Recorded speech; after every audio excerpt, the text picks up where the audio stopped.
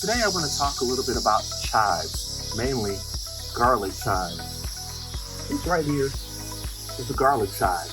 It's a hardy perennial in this zone, and it's wonderful for soup and culinary purposes.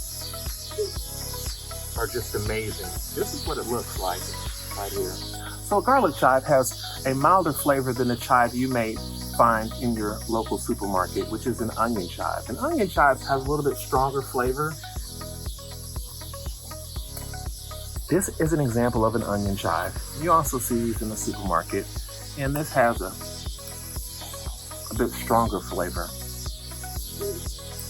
This will also have wonderful edible flowers that you can use right before it goes to seed. And I especially like the garlic chive because the edible flowers are star-shaped.